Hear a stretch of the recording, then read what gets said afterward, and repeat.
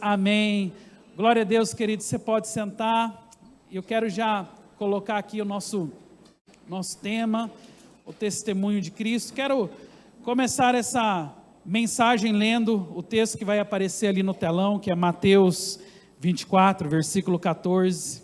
Texto conhecido, mas que precisa ser relembrado. Diz a palavra que este evangelho do reino será pregado em todo o mundo como testemunho a todas as nações, então virá o fim. Vou ler novamente. E este evangelho do reino será pregado em todo o mundo como testemunho a todas as nações, e então virá o fim. Amém, igreja? Olha só, a palavra está dizendo sobre algo que acontecerá, especialmente antes do fim. E é muito precioso isso, porque a palavra de Deus fala muito sobre a segunda vinda do nosso Senhor. E de fato nós temos aqui talvez um dos mais importantes sinais daquilo que será a segunda vinda, daquilo que marcará por definitivo o retorno do nosso Senhor. E a palavra de Deus, ela não deixa margem para dúvidas, muito pelo contrário, ela é direta ao nos dizer que o evangelho do reino será pregado em todo o mundo como testemunho às nações, e depois sim, virá o fim. Eu creio que isso é realmente poderoso, além de ser uma verdade tão explícita para o nosso coração. Isso também é poderoso no sentido de que agora nós temos então o elemento mais importante que aponta para o fim, que aponta para a concretização dos propósitos de Deus para nós como humanidade.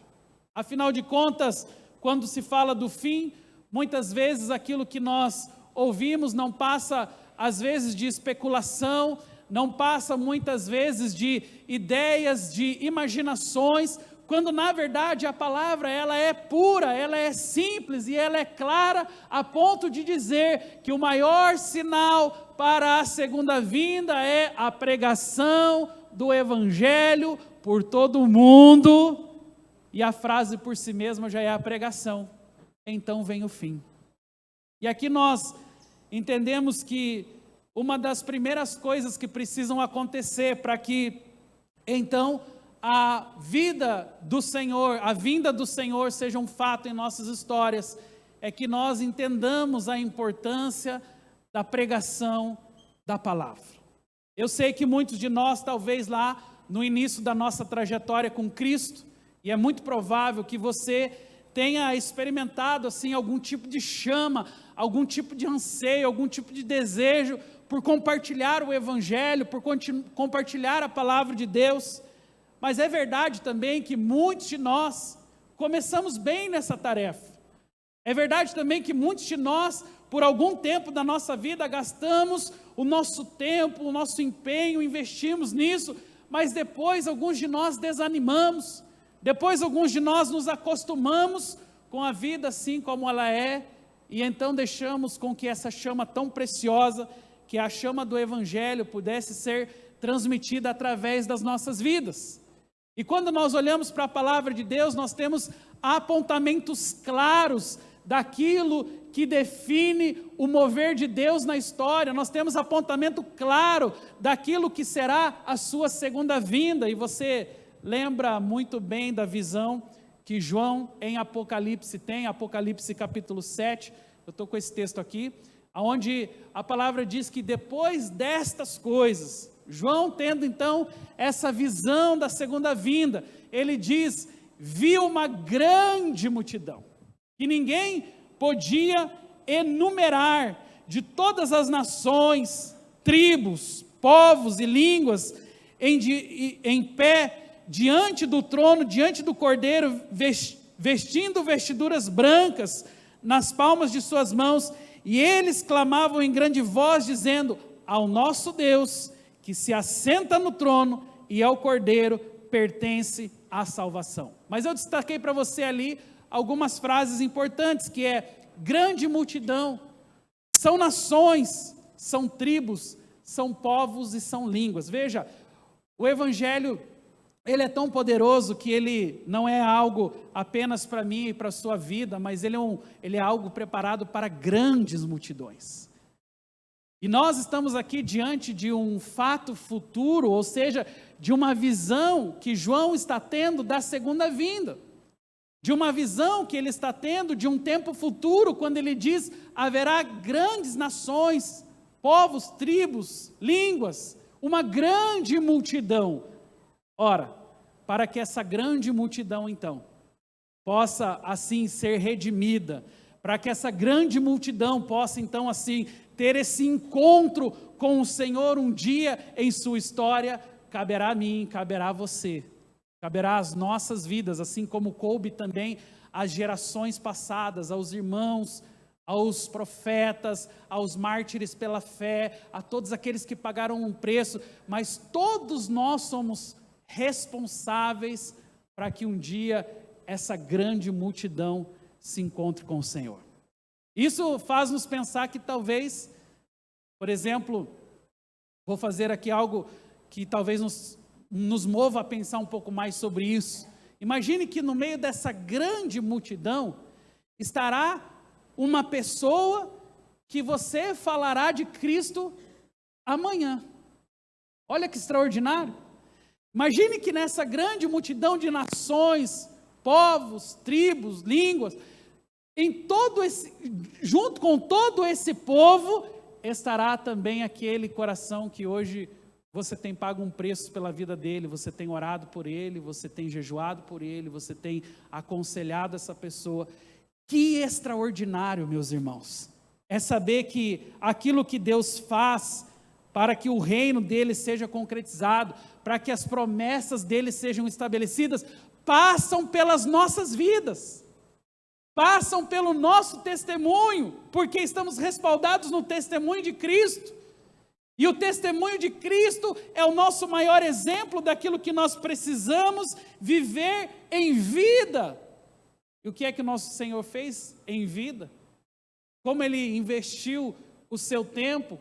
Quais foram os atributos daquilo que o Senhor semeou sobre essa terra? Então aqui o que nós queremos enfatizar é que Jesus foi intencional no seu testemunho, a ponto também de deixar esse legado a cada um de nós, nos dizendo para anunciarmos o evangelho dele, pregando por todo o mundo, até que ele venha, até que a vontade do Senhor seja estabelecida. Romanos capítulo 10, versículo 14, a Bíblia diz: como pois invocarão aquele em quem não creram, e como crerão naquele de quem não ouviram falar, e como ouvirão se não há quem pregue, e como pregarão se não forem então enviados, como está escrito, como são belos os pés daqueles que anunciam boas novas.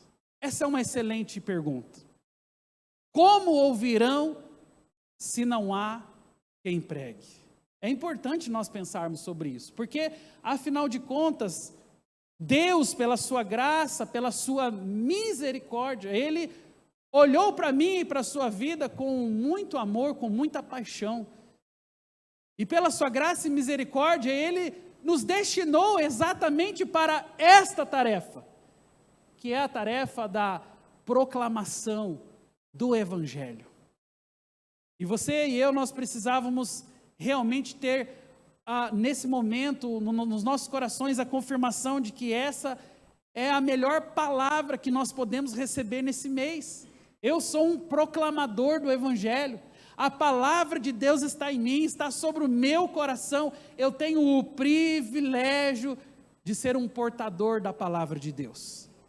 Mas quando nós não temos quem pregue, quando nós não temos quem se coloque nesse lugar, é aí que a coisa começa a ficar difícil. Nós olhamos para o mundo que vivemos e muitos de nós, por exemplo, temos diversas crises ao enxergar o mundo corrompido, o mundo caído, o mundo em pecado, o mundo em trevas. E o fato é que tudo isso está acontecendo debaixo dos nossos olhos, nós estamos observando esse mundo em trevas, mas muitos de nós perdemos a sensibilidade, muitos de nós perdemos aquela característica tão preciosa que um homem de Deus, que um crente tem, que é de não se conformar com esse mundo, que é de olhar para esse mundo caído, o pecado dominando, e ter lá no seu coração, no seu íntimo, uma fome e uma sede de justiça. Aliás, é isso que Jesus quis dizer no Sermão do Monte, quando ele estava ali, tentando colocar no coração dos discípulos a importância da fome e da sede por justiça. Fome e sede por justiça não dizia respeito às suas causas ganhas no fórum, muito pelo contrário. Fome e sede de justiça significa olhar para esse mundo e não aceitar menos do que o amor de Cristo, não aceitar menos do que as promessas de Deus, não se conformar com tantas pessoas sendo muitas vezes vítima de todo esse infortúnio, de toda essa desgraça que está acontecendo no mundo que nós vivemos, mas sim olhar para as pessoas e olhar com aquele sentimento de que há possibilidade de mudança, Deus pode fazer uma obra em sua vida, Deus pode transformar a sua realidade. Quando nós estamos com o nosso coração cheios dessa esperança, é um ótimo sinal. É um sinal que nós ainda temos fome, nós temos sede por justiça. Sabe, é sinal de que você saiu daquela plataforma só da crítica, que boa parte das pessoas ficam até mesmo confortáveis nesse lugar. As pessoas ficam confortáveis em dizer, olha a política como está, olha o Brasil como está, olha o ser humano como está. Então somos excelentes na crítica. Aliás, nós somos excelentes no diagnóstico do que está acontecendo com o mundo, e nós falamos o porquê as pessoas estão passando por isso, porque as pessoas estão depressivas, porque as pessoas estão amarguradas, porque o ser humano está... Ok, o diagnóstico você sabe fazer e eu sei fazer. Mas a pergunta é, como ouvirão se não há quem pregue? No mundo nós temos muitos diagnosticadores, mas temos poucas pessoas que falam, ok, se não tem mudança, seja eu a mudança. Se as coisas não estão acontecendo, Senhor, pela misericórdia e graça, eis-me aqui. Não sou a melhor pessoa, não sou o mais bem preparado, por isso eu gosto de Isaías. Isaías capítulo 6 é a figura exata de uma pessoa que sabia das suas limitações, que sabia que ele sozinho, por si mesmo, não conseguiria assumir aquele lugar de profeta, de proclamador da palavra. E por isso ele declara, sou homem impuro, Senhor. Habito no meio de um povo de impuros lábios, mas lá pela fé, pela certeza de que quem faz realmente é Deus, ele diz, eis-me aqui. Mas eis-me aqui. Eu creio que essa talvez seja uma das mais importantes ações do ser humano nos dias de hoje. Como eu disse, de diagnóstico, o mundo está cheio, mas de ações voluntárias, de ações intencionais, no sentido de glorificar o Senhor, no sentido de cumprir os seus mandamentos, existe muito pouco, e muito pouco ainda está sendo feito.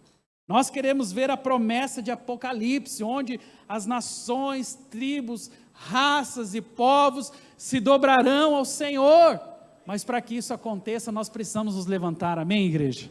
E essa mensagem, esse mês, vamos falar muito sobre isso. Nós vamos falar sobre essa mensagem que está tão forte aí nos nossos corações. Eu vou fazer uma breve pausa, agora um break, aí que nós temos um vídeo que é parte dessa meditação, e eu quero que você reflita um pouco sobre isso, e nós vamos continuar alguns minutinhos aqui depois. Vamos lá? Depois de 3 dias, ele ressuscitou. O poder do Pai foi revelado no Filho e mudou a história. A morte foi vencida. O Filho disse: ide. A igreja nasceu e com ela nós nascemos. O testemunho do Salvador varreu as nações por meio da palavra pregada por uma geração totalmente rendida. Até que, atravessando o tempo, a mensagem nos encontrou. Ele nos resgatou das trevas para sua maravilhosa luz. O Deus de todo o universo veio ter um encontro pessoal comigo. E então, algo aconteceu. Nós nos acomodamos. A liberdade se tornou o nosso conforto e o conforto nos aprisionou. Quando podemos falar de Cristo, escolhemos não fazê-lo. Quando podemos amar o próximo, escolhemos não tocá-lo. Afinal, como temos representado a Cristo?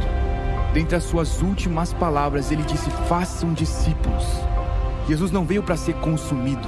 Ele não veio para encher prédios ou estádios, mas para ser compartilhado. Somos o seu corpo, convocados a tocar a terra. A história ainda precisa ser contada. A igreja é mais do que a nossa casa, ela é a nossa missão, o nosso ponto de partida. Onde conhecemos a Cristo, nos tornamos iguais a Ele e então o fazemos conhecido. Porque o Evangelho não se vive dentro de 4 paredes, mas precisa se espalhar. Esse é o tempo, nós precisamos sair. As pessoas precisam escutar a mensagem que um dia nos alcançou, pois nós somos a sua testemunha. E que a paixão dos primeiros dias venha inundar os últimos, até que Ele volte.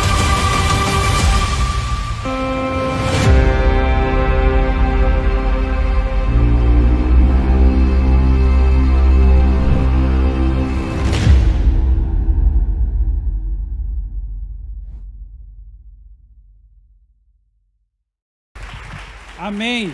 E é isso, meus irmãos, até que Ele venha, nós temos uma tarefa tão grande a cumprir. E sabe, o Senhor, Ele tem uma expectativa muito grande.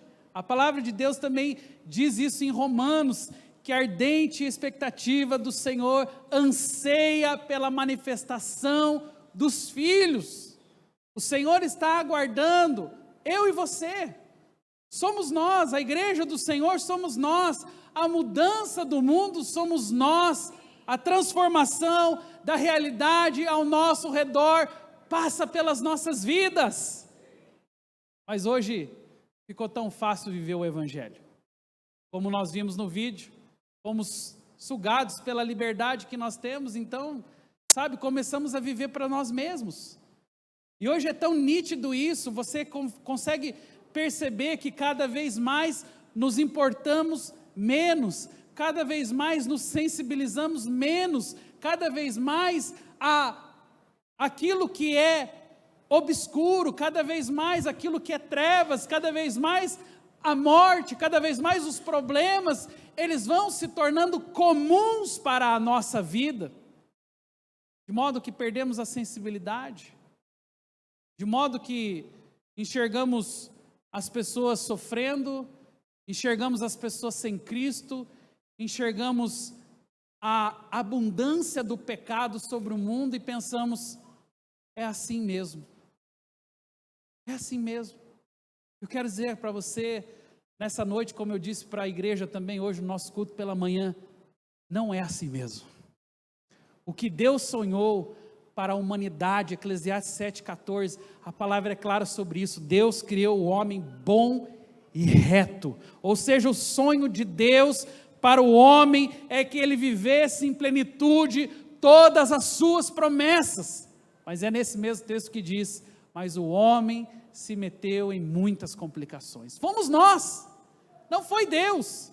Deus desde o início, Ele quis a minha e a sua salvação, unida a uma vida de testemunho, de impacto para esse mundo, mas nós nos acomodamos, nós deixamos de lado as nossas tarefas tão importantes, nós deixamos de nos sensibilizar, e eu creio, meus irmãos, que uma das maiores curas para esta geração que nós estamos vivendo, é começar a diminuir o olhar que nós temos sobre nós mesmos e começar a aumentar o olhar para aquilo que está acontecendo ao nosso redor. O que a gente tem visto é que a nossa sociedade, ela colocou uma lupa muito grande sobre cada um no seu quadrado, cada um olhando somente para o seu umbigo. Isso trouxe morte, Isso trouxe frieza, isso trouxe distanciamento, isso diminuiu a nossa capacidade de enxergar soluções para os nossos problemas, e é por isso que eu creio que pessoas sadias emocional e espiritualmente são as pessoas que olham menos para si mesmo, que enxergam mais o mundo, as circunstâncias, e têm aquela fome, aquela sede por justiça, por mudança. Mas uma sociedade obcecada por si mesmo, uma sociedade neurotizada pelo desejo de conquista, de consumo, e que não tem feito diferente com Cristo também, com a palavra de Deus. É muito fácil nos tornarmos somente consumidores da fé. É muito fácil nos tornarmos somente consumidores de cultos, de palavras, porque de fato a igreja oferece elementos maravilhosos, mas tudo aquilo que Deus faz através da nossa vida, seja nessa casa, em qualquer lugar onde o evangelho está sendo pregado, tem um objetivo final, que é mover os nossos corações.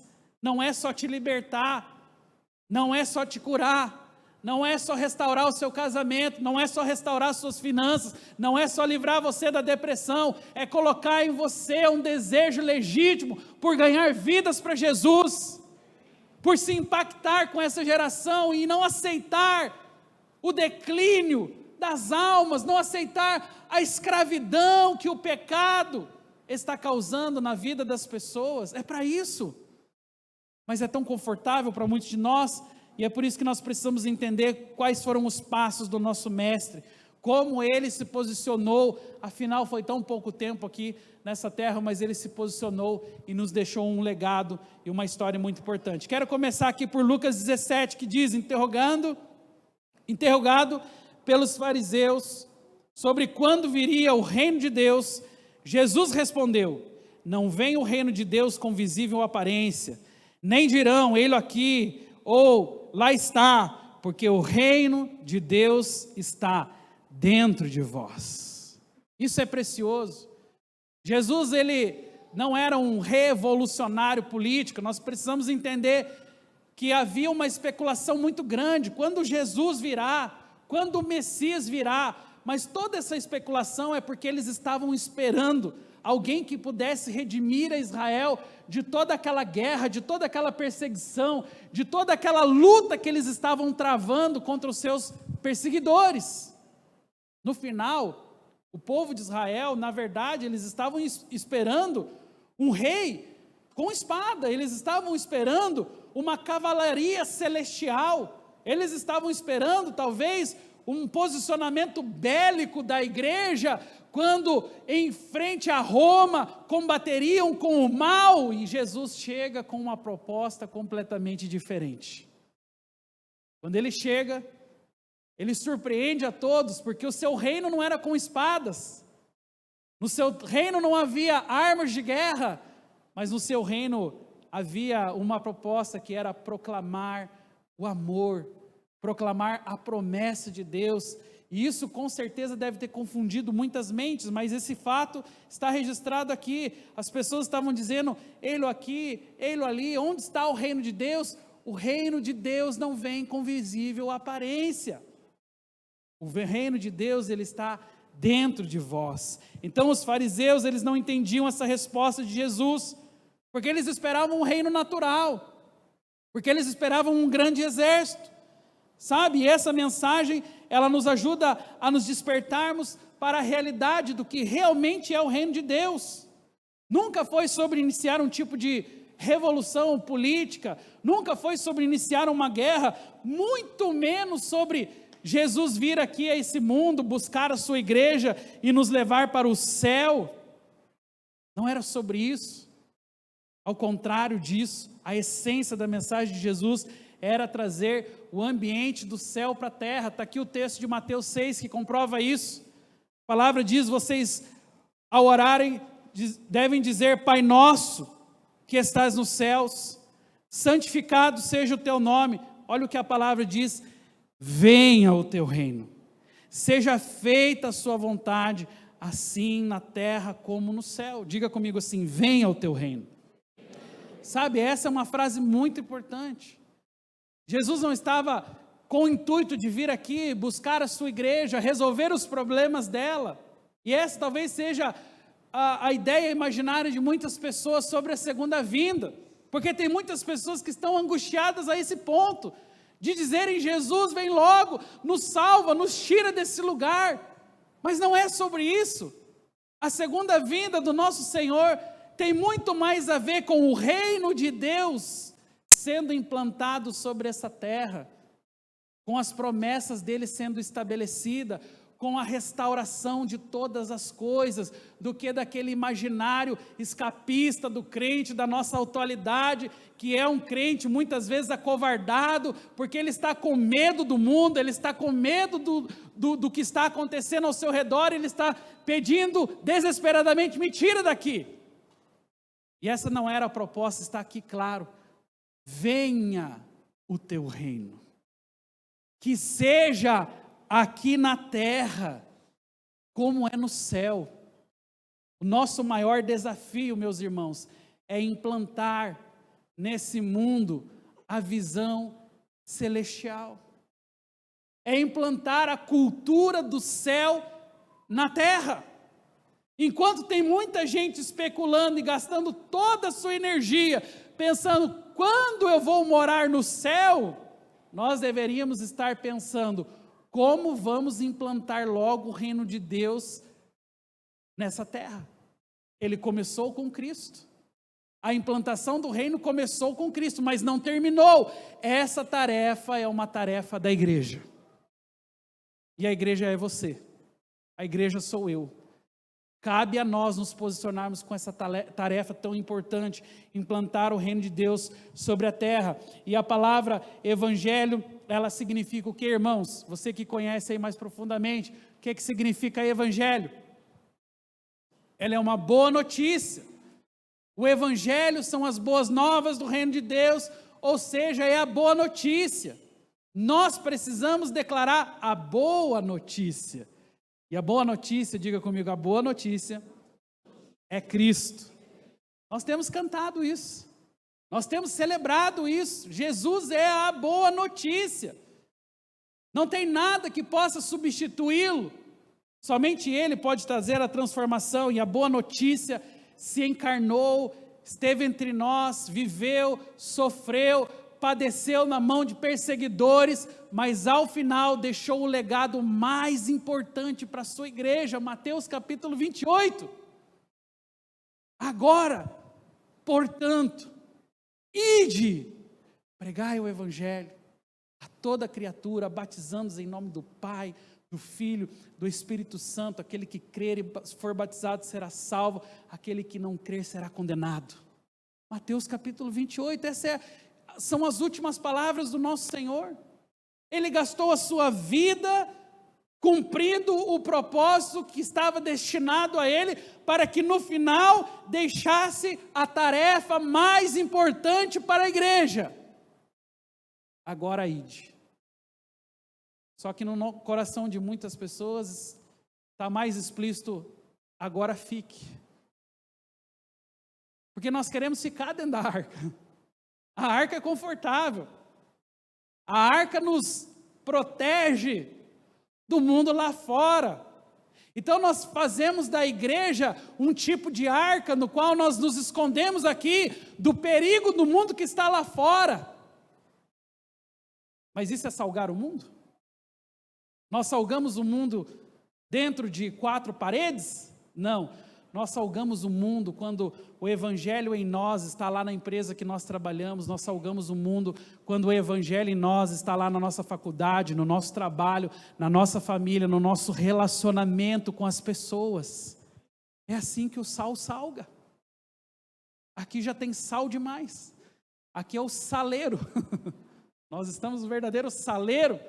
Mas é incrível isso, porque o Senhor, Ele nos chama para uma tarefa que parece ser tão objetiva, mas para muitas pessoas é tão complexo, não é verdade? Mateus 9,35 fala sobre o que Jesus fez enquanto estava aqui. Percorria Jesus todas as cidades e povoados, ensinando nas sinagogas. Agora preste atenção: pregando o evangelho do reino e curando toda sorte de doenças e enfermidades.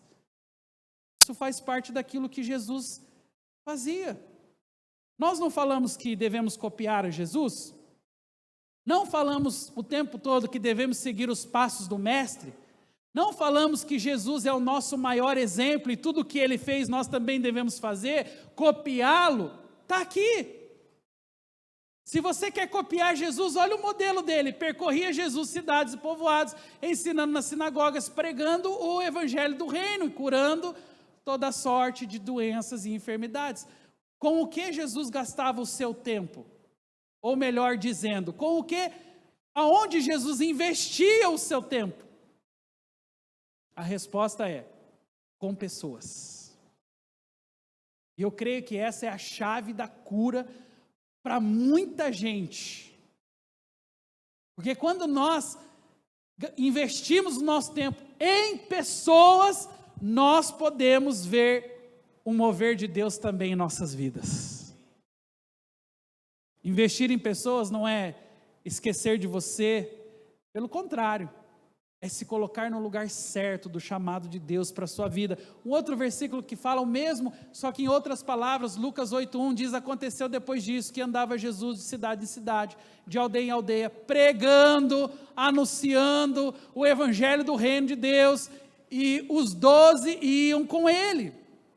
Veja, é nítido o que Jesus fazia, ele ia de cidade em cidade, de aldeia em aldeia. Tudo que estava sobre a vida de Jesus era investir em pessoas. Mas hoje a nossa agenda está tão corrida, não é verdade? Hoje nós temos tantas coisas para fazer. Hoje nós estamos tão ocupados com os nossos sonhos, com os nossos projetos, com aquilo que nós precisamos tanto, que às vezes, como disse no início, vamos nos insensibilizando e perdendo essa capacidade que deveria estar tão nítida nos nossos corações, de amar as pessoas. Quando Jesus chega em Jerusalém e junto com os discípulos, tudo o que ele enxerga, ele olha o que os outros não olhavam, ele enxerga o que os outros não estavam enxergando. Os discípulos só olhavam para os lados pensando, vai aparecer um guerreiro armado aqui, vai nos surpreender e vai nos matar. Eles estavam preocupados com os inimigos, eles estavam preocupados com o que iam comer, eles estavam preocupados com o que iam beber, eles estavam preocupados onde eles iam dormir, e Jesus chega em Jerusalém e a primeira coisa que ele olha e vê são ovelhas que não têm pastor. E essa é a graça do nosso Senhor. Ele consegue enxergar coisa que nós não enxergamos. Só que nós temos Ele como nosso modelo, e quando nós começamos a copiar o nosso Senhor, nós fazemos exatamente isso, nós começamos a enxergar mais do que um homem, uma mulher, mais do que uma pessoa ao nosso redor, mais do que um ser humano, nós enxergamos um coração que clama pela justiça, que clama pela manifestação do Senhor. E, irmãos, isso é tão importante para os nossos dias, que nós muitas vezes não temos sequer ideia de como que o posicionamento faz total diferença. Nós não temos sequer ideia de como nós podemos ser tão abençoados quando somos um instrumento nas mãos de Deus. Quando abrimos o nosso coração para viver, sim, todas as promessas dEle, porque afinal de contas foi com isso que Ele gastou o seu tempo, foi com isso que Ele gastou a sua vida. Eu quero agora mostrar para você algumas realidades, né, sobre uma vida de separação eterna. Nós teremos aqui pelo menos 3 para serem observadas. São realidades que jamais podem ser mudadas. Isso aqui vai nos ajudar a enxergar um pouquinho mais o nosso papel como homens e mulheres de Deus, como cristãos dessa geração. E a primeira realidade que jamais vai ser mudada é a separação eterna. Ali tem 2 textos da palavra, Romanos 3:23, que diz: todos pecaram e carecem da glória de Deus. Depois, Isaías 59:1-2, mas as vossas iniquidades fazem separação entre vós e o vosso Deus. e os vossos pecados cobrem o seu rosto de vós, para que vos não ouça. Olha o que a palavra diz, que há uma separação entre o homem e Deus. Essa é uma condição, essa é uma realidade eterna. Desde o Éden, quando Adão e Eva, então, se perderam ali, quando eles desobedeceram à voz de Deus, foi criado essa separação. E isso confirmado em Romanos 3:23, porque todos pecaram. Então, desde um bebezinho que nasceu, ele já nasce espiritualmente separado de Deus. Ele já nasce morto espiritualmente. Vou falar um pouquinho mais sobre essa realidade daqui a pouco, confirmando com a palavra de Deus. Mas graças ao Senhor, eu tenho uma boa notícia para você. A primeira boa notícia é que Jesus se tornou o caminho de volta para Deus. O que a palavra diz em Isaías 59:1-2 é que os nossos pecados nos separaram do Senhor. Eles criaram um abismo entre nós e o nosso Deus. Mas ainda em Isaías 59 é o mesmo texto que a palavra fala: porém, os ouvidos do Senhor não estão tapados para que não possam ouvir, e também as suas mãos não estão encolhidas para que não possam abençoar. Ou seja, Deus, sabendo dessa separação, teve misericórdia. E Ele tem misericórdia até hoje. E Ele criou um caminho que nos aproxima de Deus, mesmo depois que o pecado fez separação entre Deus e o homem, e o nome desse caminho é Jesus. A palavra diz em João 4:6, eu sou o caminho, a verdade e a vida, ninguém vem ao Pai se não for por mim. E Romanos 2:13 diz, mas agora em Cristo Jesus, vocês que ainda estavam longe, foram aproximados mediante o sangue de Jesus. Olha que promessa incrível essa. Diga comigo assim, eu que estava longe, fui aproximado mediante o sangue de Jesus. Essa é a promessa para combater exatamente essa separação eterna. Aqui é uma realidade que não pode ser mudada. Todos nós estamos separados, mas Jesus se tornou o caminho. Jesus se tornou esse mediador. Jesus então criou essa possibilidade para que aqueles que estavam longe, ou seja, separados de Deus pelo pecado, pudessem chegar até o Pai.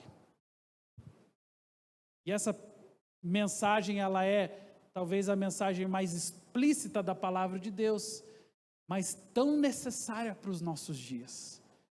Porque as pessoas estão distantes de Deus.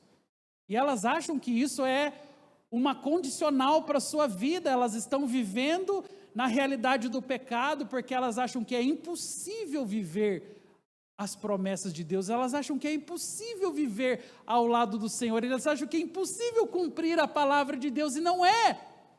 Porque não é pelos seus esforços, não é pelo meu braço, não é pela minha sabedoria, mas Deus criou uma ponte que nos leva até Ele. E o nome dessa ponte é Jesus Cristo, o nosso Senhor. E agora nós temos livre acesso ao Pai. Quantos podem celebrar por essa promessa? Glória a Deus. Eu quero falar da segunda realidade que não pode ser mudada. Sofrimento eterno. Nós vemos ali, e aqui está bem claro para todos nós, né? A palavra está dizendo sobre essa tristeza que existe, do sofrimento diário das pessoas. As pessoas constantemente fazem essa pergunta, e você já deve ter feito essa pergunta também: por que há tanto sofrimento no mundo? Por que há tanta dor? Por que as pessoas estão hoje tão entristecidas, aborrecidas? Por que o mal tem prevalecido em muitas circunstâncias? Está aqui. Desde que o pecado entrou no mundo, toda a humanidade passou a experimentar a degradação moral e o sofrimento em todas as dimensões do seu ser, no espírito, na alma, no corpo, com opressões de Satanás, com doenças, com enfermidades no corpo, na alma, com lutas em suas mentes, seus sentimentos enganosos, com pobreza, com miséria. Gente, teria uma lista aqui que seria praticamente interminável, daquilo que é o sofrimento da humanidade. E nós estamos não somente vendo, mas percebendo o quanto que isso tem degradado cada vez mais o ser humano. As pessoas estão na sua degradação moral, sofrendo, seja com opressões de Satanás, com doenças no corpo, com enfermidades, com lutas emocionais, lutas mentais. São tantos sofrimentos que tem hoje gerado na vida das pessoas, desgraça, pobreza, miséria. Mas eu quero dizer para vocês que também para isso Deus tem uma solução. Você pode dizer amém? Sabe, Deus, sabendo de todas as coisas que poderiam nos afetar, para tudo aquilo que nos afeta, Deus tem uma solução. E foi Isaías lá, o profeta, que declarou isso sobre o Messias. Olha as características da vinda do nosso Senhor. O Espírito do Senhor está sobre mim, porque o Senhor me ungiu para pregar boas novas aos quebrantados, enviou-me a curar os quebrantados de coração, a proclamar libertação aos cativos e a pôr em liberdade os algemados, a consolar todos os que choram, a pôr sobre os que em Sião estão de luto uma coroa em vez de cinzas, óleo de alegria em vez de pranto, veste de louvor em vez de espírito angustiado, a fim de que se chamem carvalhos de justiça, plantados pelo Senhor para a sua glória. Você consegue ver as palavras que foram destacadas ali? Curar, libertar, consolar, colocar vestes de louvor, colocar sobre a sua vida um óleo de alegria. Irmãos, de onde pode vir isso se não de Deus? O mundo não pode oferecer isso. Por mais que você tente criar uma realidade artificial que proporcione a você todo o bem-estar, todo o conforto, tudo aquilo de que você precisa, há elementos da sua alma, do seu espírito, que somente podem ser sanados com o Senhor. E Ele quer restaurar a alegria, Ele quer dar vestes de louvor, Ele quer trazer libertação aos cativos, Ele quer curar você emocional, fisicamente e até espiritualmente. E Ele é o caminho para isso. Quando Jesus viveu sobre a terra, uma explosão de milagres aconteceu. Sabe, a expressão do seu amor foi tão forte que as pessoas enxergavam nele a solução para a sua vida. Mas hoje, muitos de nós, sabendo disso, ignoramos o Senhor, ignoramos a sua presença, ignoramos aquilo que Ele representa sobre nós. Ele é o único que pode nos livrar do sofrimento. Ele é o único que pode livrar a sua vida das dores, das tristezas, das tribulações. Não existe outra maneira, gente. Ele foi ungido para isso e nós fomos ungidos para receber todas essas promessas da parte do Senhor. E a boa notícia é que, muito além do que apenas nos abençoar, muito além do que apenas aliviar o nosso sofrimento, Jesus também quer usar isso para nos dar autoridade. Diga comigo assim, autoridade. Sabe, essa é uma realidade muito importante. O mesmo poder e autoridade que estava sobre Jesus, agora também estão sobre a igreja. Olha o que João 14 diz: aquele que crê em mim fará também as obras que eu tenho realizado. Fará coisas maiores do que essas, porque eu estou indo para o Pai, e eu farei o que vocês pedirem em meu nome, para que o Pai seja glorificado no Filho. Quando nós olhamos para Jesus e para o seu ministério, nós temos absoluta certeza de que o que Ele fez foi extraordinário, de que as obras que Ele realizou em nosso meio são obras extraordinárias, mas foi Ele mesmo que disse: vocês não somente farão as obras que eu faço, mas farão obras ainda maiores. Sabe, essa palavra, ela precisa encher o nosso coração, irmãos. Obras maiores. Quando olhamos para a igreja acovardada, quando olhamos para a igreja, muitas vezes com medo da realidade do mundo, nós não podemos crer que essa mesma promessa foi liberada sobre ela. A promessa é: vocês farão obras maiores. Mas onde estão as obras maiores? Onde estão aqueles que convictamente estão abrindo mão, muitas vezes dos seus projetos pessoais, muitas vezes das suas necessidades para colocar o reino de Deus em primeiro lugar em sua vida?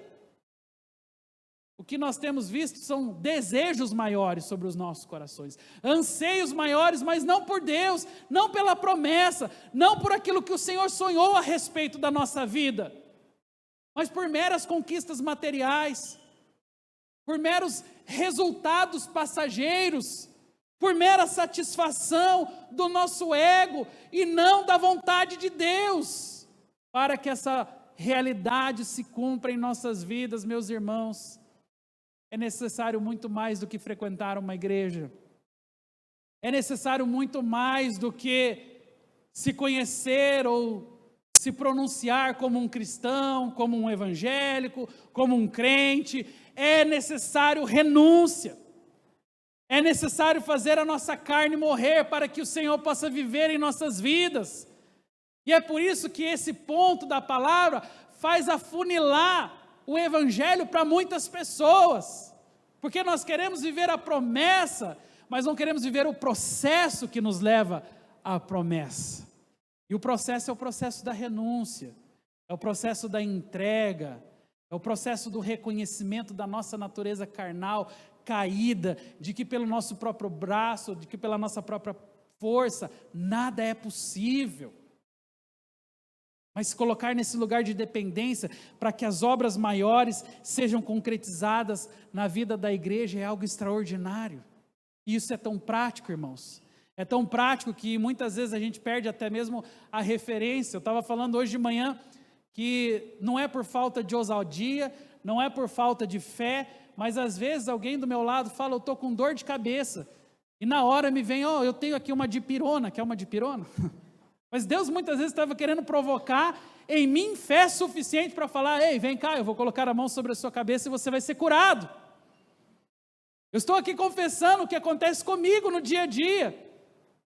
Mas imagine quantos fatos e episódios como esse acontecem diariamente, onde pessoas não somente clamando por cura, por libertação, por restauração, estão ao nosso redor, e nós estamos oferecendo uma dipirona para eles, para que eles fiquem um pouquinho melhor.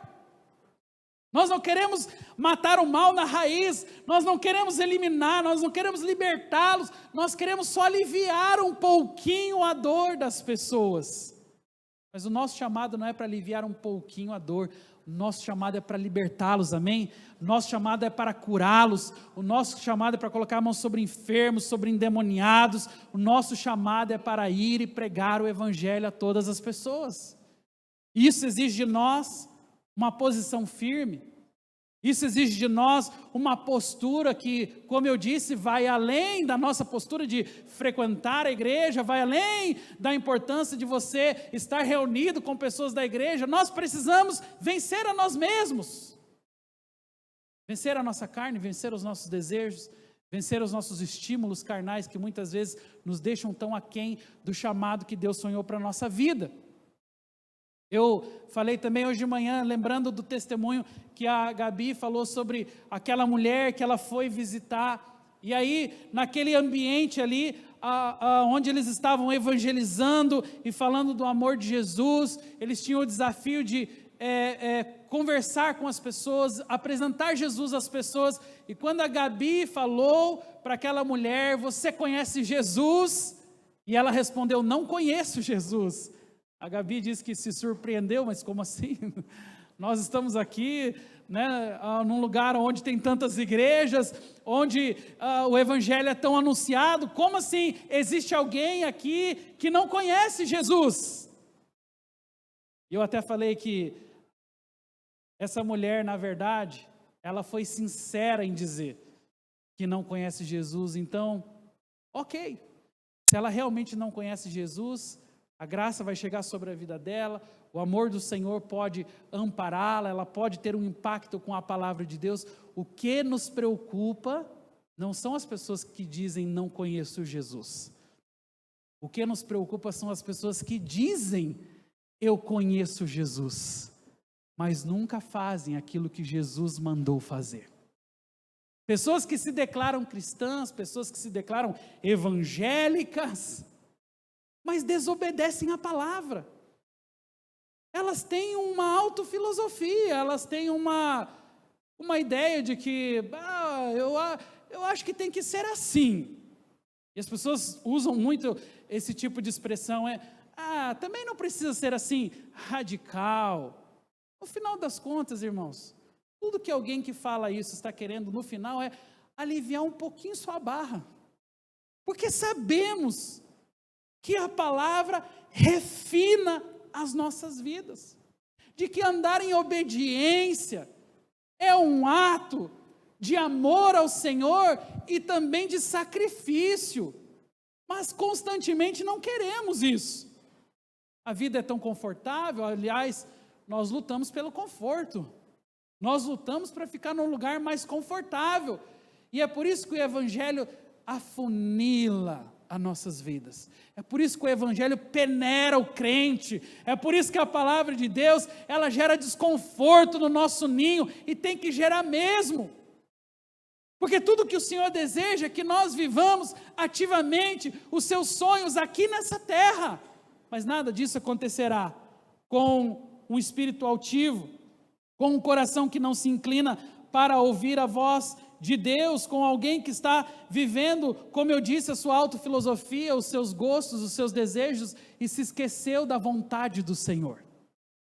Então, se por um primeiro momento nós temos ali a separação através do pecado, no segundo momento nós vemos o mundo sofrendo por causa também do pecado. Nesse terceiro e último ponto, eu falo da realidade que não pode ser mudada, que é a morte eterna. Deus havia deixado muito claro para Adão e Eva: não comam daquele fruto, porque no dia que vocês fizerem isso, vocês morrerão. E foi exatamente isso que aconteceu espiritualmente. Eles morreram no exato momento em que eles comeram daquele fruto. Fisicamente demorou um pouco mais, mas também aconteceu. Morte eterna. Essa também é uma condição, é uma realidade que não pode ser mudada. A partir da entrada do pecado, todos nós morremos. Portanto, eu e você só teremos vida quando abrimos o nosso coração, quando reconhecemos o Senhor. As pessoas só terão vida quando abrirem o seu coração e quando reconhecerem o Senhor como Deus sobre suas vidas. Mas quem vai pregar? Quem vai se levantar? Quem vai sair da zona de conforto? Hoje nós iniciamos uma classe de líderes. E eu chamei de guerreiros esses 17 novos irmãos que estão ali frequentando o nosso curso de líderes, porque se tem algo que eu gosto de enfatizar é que aqui nós celebramos liderança, irmãos. Aqui nós celebramos pessoas que às vezes até nem pela sua própria vontade, porque se fosse pela sua vontade não estariam nesse lugar, mas nós celebramos pessoas que às vezes, pela fé em Deus, pela fé em Cristo, pela fé nas palavras do Senhor, elas dizem: eis-me aqui. Porque nós sabemos que toda a proposta de coração, quando nós falamos: Senhor, eu quero te servir, nós sabemos o que tem por trás disso.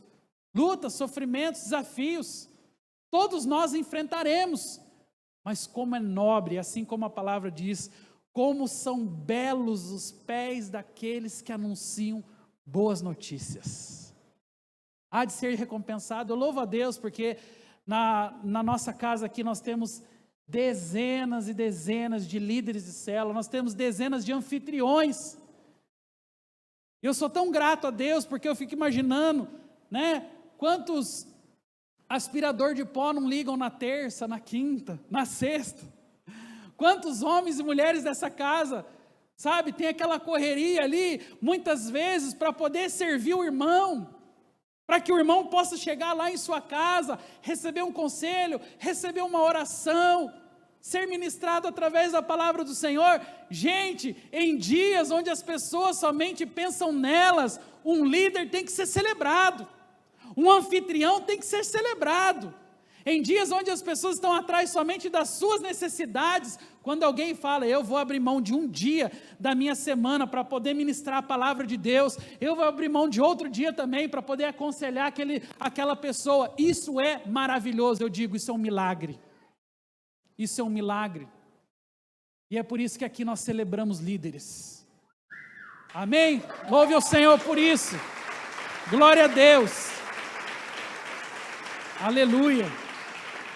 É extraordinário, irmãos, eu tenho certeza, sabe, eu tenho dito isso às vezes, as pessoas emocionalmente mais problemáticas que eu conheço, e até espiritualmente, são as pessoas que não servem, são as pessoas que correm de servir, de liderar, porque elas só pensam nelas. No final, a igreja é só um lugar de consumo, é só para receber, é só para ter aquilo que eu quero, é só para ter aquilo que eu preciso. Mas é tão incrível quando alguém, como eu disse, não respaldado por aquilo que ele tem, mas respaldado pela fé que ele tem no seu coração, diz, Senhor, eis-me aqui, me envia, não sou digno, não sou a melhor pessoa, não me comunico tão bem. Hoje na aula de líderes falávamos um pouco ali sobre Moisés. Moisés era gago, Moisés tinha todas as desculpas para dizer, Senhor, passa essa tarefa para o outro, e o fez, mas Deus tinha um propósito para a vida de Moisés. Deus queria usar aquele homem, mesmo gago, mesmo com as suas limitações, e Deus o tornou um libertador extraordinário, e é isso que Ele quer fazer comigo e com você também. Eu estou caminhando para finalizar, já vou chamar, aliás, falta só 2 versículos, aí eu já chamo aqui o louvor. Coríntios 15, 21 diz, visto que a morte veio por meio de um só homem, Adão, também a ressurreição dos mortos veio por meio de um só homem, Jesus, pois da mesma forma que em Adão todos morrem, em Cristo todos são vivificados. O último inimigo a ser destruído, ali não está aparecendo, mas é a morte. Assim como em Cristo, aliás, assim como em Adão todos foram mortos, em Cristo todos foram vivificados. Então nós temos 2 realidades, a realidade da morte e a realidade da vida. Nós temos a realidade do pecado que gera separação, mas nós temos a realidade do relacionamento com Cristo que gera aproximação. Nós temos aqui a realidade das trevas, nós temos a realidade da luz. Para tudo aquilo que é de ruim nesse mundo e na nossa natureza carnal, foi criada uma saída. E nós não temos desculpa. Por isso que hoje só vive em trevas quem quer ou aquele para quem o evangelho ainda não foi anunciado. Porque é explícito, a palavra de Deus não deixa margens de dúvida. E aqui eu finalizo com a terceira boa notícia, que em Jesus você tem vida eterna. Quantos podem dizer amém? João 17:3 diz, e a vida eterna é esta, que conheçam a ti mesmo, o único Deus verdadeiro, e a Jesus Cristo, a quem enviaste. Em Jesus nós temos vida eterna. É importante que você saiba disso. A nossa vida não se limita aos 70, 80, 90 ou até 100 anos que seja. Você acha mesmo que o Deus, Criador de todas as coisas, você acha mesmo que o nosso Senhor, que fez tudo maravilhosamente bem, que criou galáxias, que criou as estrelas, que criou esse planeta maravilhoso, que criou tantas coisas, Ele criaria você para viver 90, 100 anos e aí tudo acabou? Eu não creio nisso. Eu creio numa realidade eterna. Eu creio que nós estamos nos preparando para algo maior, como a canção que nós cantamos aqui. Eu creio que nós estamos nos preparando para a concretização de toda a promessa. Eu creio que o melhor ainda está por vir. E sabe, isso tem que mover o meu coração, isso tem que mover o seu coração. Isso tem que nos tirar da zona de conforto, que nós temos essa maravilhosa promessa, temos vida eterna em Cristo Jesus. Você pode se colocar em pé, quero convidar o louvor. E eu quero, enquanto eles estão aqui se organizando, ler um último texto da palavra. Este é o evangelho que fomos chamados a pregar. Olha só isso, esse é o evangelho que fomos chamados a pregar, do qual não temos por que nos envergonhar. Paulo diz aqui em Romanos: pois não me envergonho das boas novas a respeito de Cristo, que são o poder de Deus em ação para salvar todos os que creem. Vou ler de novo. Pois não me envergonho das boas novas a respeito de Cristo, que são o poder de Deus em ação para salvar todos aqueles que creem. Paulo tinha explícito no seu coração que o papel dele era o anúncio das boas novas. Como eu disse para você, esse mês vamos meditar um pouco mais sobre isso.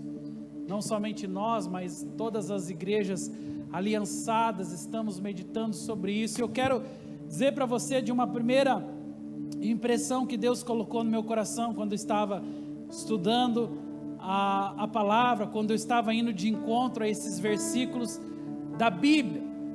A impressão que eu tive foi a de que a promessa de Deus, ela é possível, mesmo que os nossos olhos não vejam essas possibilidades, mesmo que você olhe para o mundo caído hoje, você fala, que jeito, é impossível, sabe? Todos os versos que nós lemos nos fazem pensar que sim, é possível.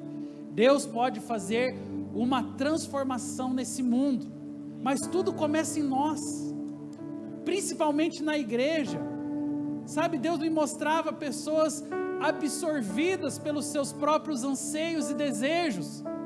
Deus me mostrava, quando eu estava lendo alguns versículos, sabe, como é difícil para algumas pessoas se desprenderem das suas ambições, das suas motivações. O mundo que nós vivemos hoje, ele é um mundo extremamente consumista. E nós não temos aqui teologia de pobreza, nós não temos aqui qualquer ideia de tentar gerar em você qualquer crise de consciência por prosperar ou algo desse tipo, mas o que nós podemos dizer é que claramente a geração que nós estamos vivendo é uma geração que está absorvida pelos seus próprios sonhos, pelos seus próprios projetos. E na verdade não tem nada de errado em ter os seus projetos, mas tem algo errado em o lugar que os seus projetos estão. E Mateus 6,33 é o texto que melhor define isso, quando ele fala: buscai, pois, em primeiro lugar o reino de Deus e a sua justiça, e aí tem lugar para os meus projetos, porque aí a palavra diz: e as demais coisas vos serão acrescentadas. Ou seja, Deus tem prazer, Deus quer que nós tenhamos sim os nossos sonhos, os nossos projetos. Deus quer também abençoar a nossa casa, tudo aquilo que nós temos como intento em nossos corações, mas só tem algo que pode realmente trazer para nós uma satisfação eterna. Porque quando você cumpre os seus projetos, quando você realiza os seus sonhos, sem que Deus esteja em primeiro lugar, pode ter certeza, é passageiro, é uma alegria passageira, é algo que vai demorar um tempo e você vai enjoar, e você vai ver que não era bem aquilo, e a sua alma insaciável vai começar a buscar por outras coisas, por outros elementos, por tudo aquilo que substitua o Senhor. Mas esse é um ciclo sem fim, que a humanidade está vivendo, e está todo mundo ansiando pela realização dos seus projetos pessoais. Hoje existe uma competição para que eu seja o melhor, para que eu tenha mais do que o outro, para que eu conquiste mais, e muitas vezes isso revela uma faceta da nossa alma caída, uma faceta do pecado, uma faceta da corrupção que está dentro do nosso coração, porque o nosso anseio não é legítimo por Cristo. O anseio legítimo por Cristo nos faz renunciar tudo aquilo que nós temos. Eu estava lendo uma matéria hoje cedo, nem conheço lá o artista, mas estava lendo um cara que renunciou a carreira dele ontem, em um dos shows, ele programou como sendo o último show dele.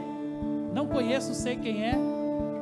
E ele realizou o último show e ele falou: gente, hoje eu estou terminando a minha carreira. Foi lá no fundo, buscou uma bandeira e colocou bem nítido que agora ele entregou a vida dele para Jesus e todas as coisas mudaram.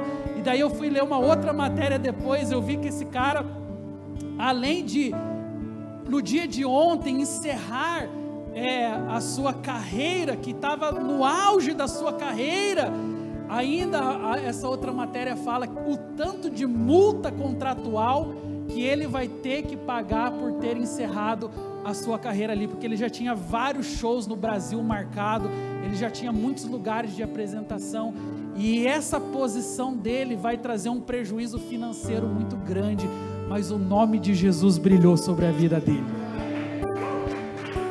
E isso é extraordinário, irmãos.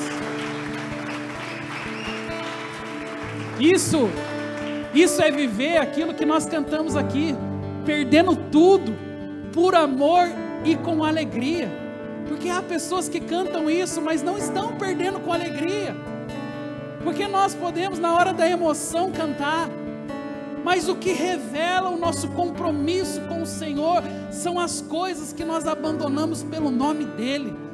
Tudo aquilo que separa você de Deus, precisa ser eliminado da sua vida, e isso é um ato de coragem, isso é um ato de ousadia, isso refina a nossa alma, isso refina o nosso testemunho, e é por isso que o Evangelho acaba se tornando algo para poucos, porque poucos verdadeiramente entendem a importância da renúncia, para que o nome do Senhor brilhe em nossas vidas. Eu quero te convidar a fechar os teus olhos, mas enquanto você vai fechando os teus olhos, eu já quero, antes de cantarmos, dizer para você como Deus colocou no meu coração para que nós finalizássemos esse culto. Deus colocou no meu coração que está faltando coragem para a igreja, está faltando ousadia, e Ele quer liberar hoje uma unção de ousadia sobre o seu povo.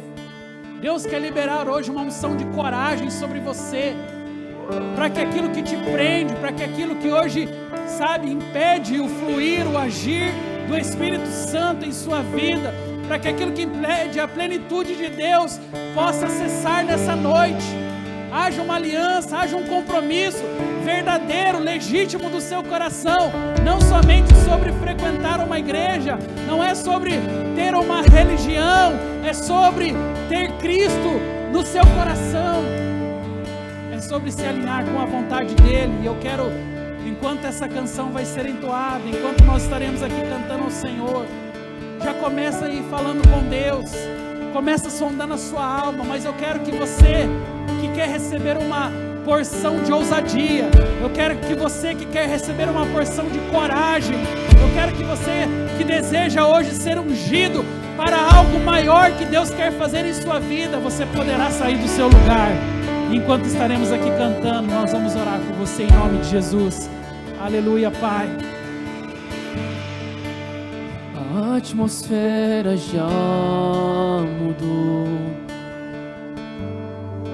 Teu Espírito está aqui, as evidências surgirão, Teu Espírito está aqui. A atmosfera já mudou, Teu Espírito está aqui, as evidências surgirão, Teu Espírito está aqui, flua nesse lugar, transborda Teu amor que nos envolve. A Ti me achegarei pra encontrar Teu amor e no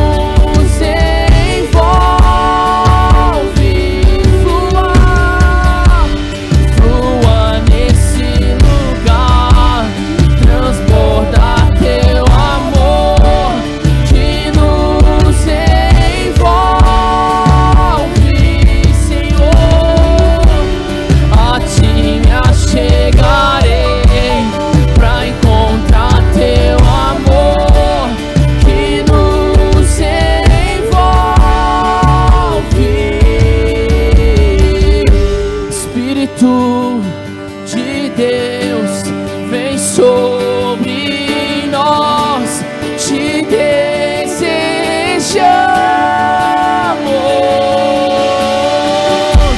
Teu reino vem, faz teu querer, inunda a terra.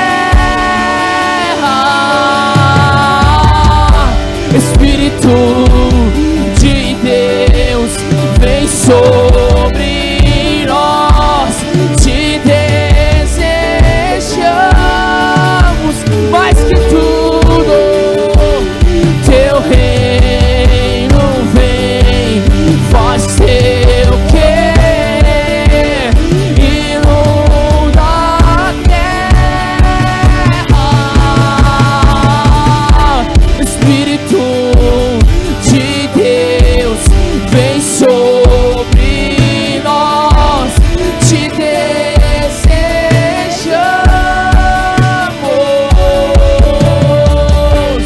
Teu reino vem, faz teu querer, inunda a terra. Teu reino vem sobre nós, tua majestade vem sobre nós. Majestade santa, majestade santa, majestade santa, majestade santa. Deixa o fogo descer, deixa o vento soprar, deixa a glória cair. Deixa o fogo descer, deixa o vento soprar, deixa a glória cair hoje aqui. Deixa o fogo descer, deixa o vento soprar, deixa a glória cair. Deixa o fogo descer, deixa o vento soprar, deixa a glória cair. Majestade santa, majestade santa, majestade santa, majestade santa. Espírito de Deus, vem sobre nós, te desejamos.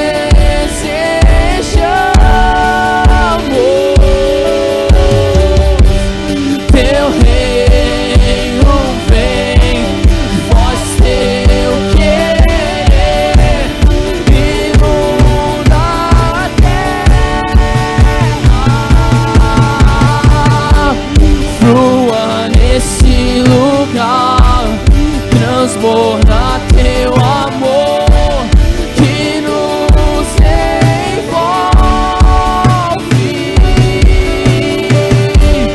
A ti me achegarei pra encontrar teu amor que nos envolve.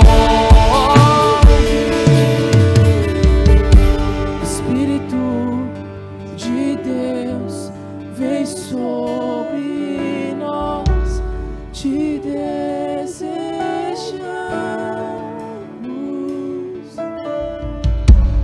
Teu reino vem, faz teu querer, inunda a terra.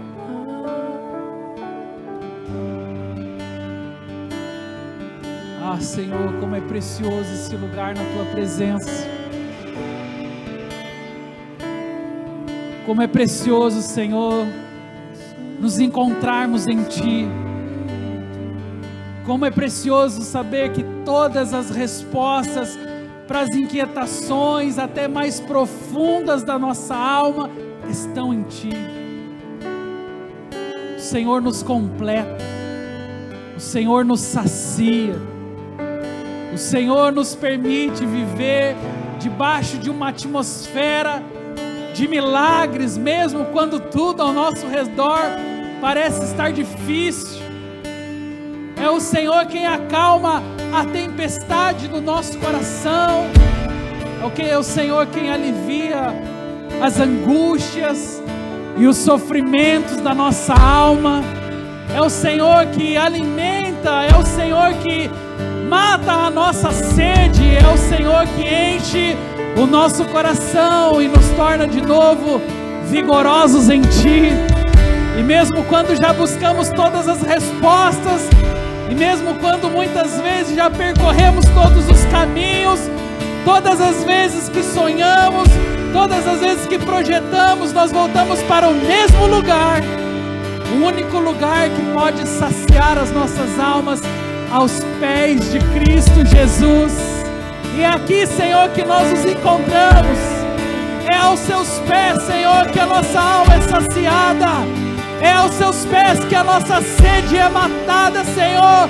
E nós declaramos hoje que tudo aquilo que outrora, Senhor, gerou distanciamento, todo o pecado, tudo aquilo que trouxe separação entre os propósitos de Deus para a nossa vida, está sendo hoje, Senhor, saciado em Cristo Jesus. Tu és a ponte, Tu és o caminho, Tu és aquele que nos permite viver uma vida de santidade nessa terra. Por isso hoje nos dobramos aos Teus pés, Senhor. Por isso hoje nós reconhecemos o quanto nós ansiamos e precisamos da Tua palavra diariamente sobre os nossos corações. Estamos aqui para declarar que nós precisamos de Ti. E eu quero hoje orar, Senhor, por esses meus irmãos e irmãs aqui. Reveste o coração deles com ousadia, com autoridade. Capacita cada uma dessas vidas, Senhor, a viver em plenitude todas as promessas do Senhor nesse tempo e nessa estação da vida deles. Não deixe que nada, ninguém, Senhor, venha a roubar os projetos e os sonhos do Senhor que um dia foram plantados em seus corações. Eu declaro hoje uma unção de ousadia sobre o Teu povo, sobre a Tua igreja, Senhor. Nós sairemos do lugar que nos limita e nos moveremos até o lugar que o Senhor sonhou para as nossas vidas. Eu declaro que o Teu povo hoje se levanta como pessoas ungidas, capacitadas e abençoadas para enfrentar todos os desafios em suas vidas, para vencer o inimigo em suas almas e para viver em plenitude todos os propósitos de Deus em sua casa, em sua família, em nome de Jesus. Aplauda o Senhor, querido. Aleluia, Pai.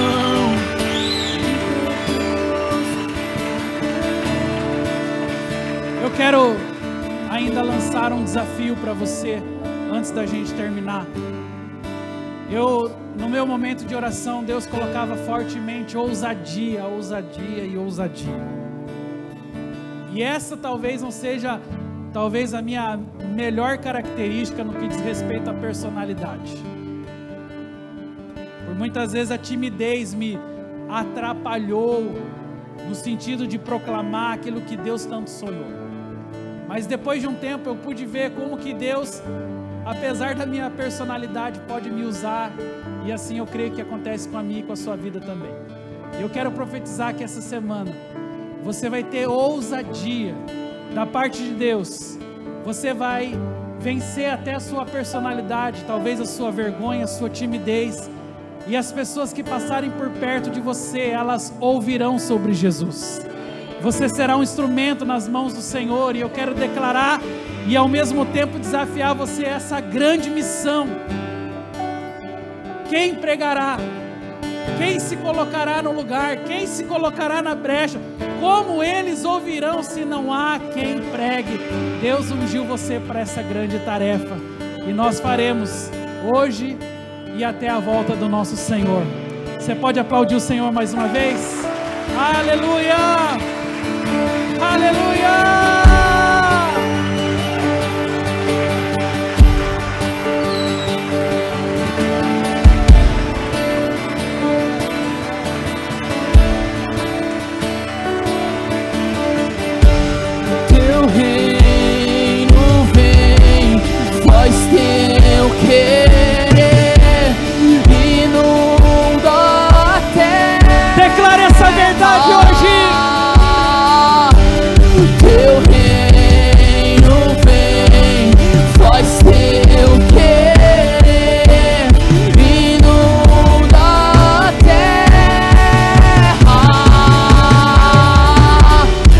Espírito de Deus, vem sobre nós, te desejamos.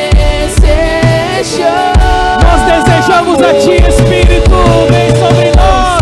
Teu reino vem, faz seu querer, inunda a terra. Aleluia. Pai, obrigado por tudo aquilo que o Senhor semeou em nossos corações. A Tua palavra é uma semente. E hoje eu creio, Pai, que essa semente vai crescer e multiplicar e veremos muitos frutos maravilhosos das Tuas promessas sendo estabelecidas. Unge o Teu povo para essa missão. Nós somos a testemunha de Cristo nessa geração. Temos essa alegria, temos esse privilégio, mas ao mesmo tempo temos esse desafio, Pai. Ajuda-nos. Nós hoje somos gratos porque pelos olhos da fé já podemos contemplar grande salvação do Senhor. Pelos olhos da fé já podemos contemplar joelhos se dobrando, vidas se curvando ao Senhor e a vontade do Senhor sendo feita nesse tempo, nessa geração.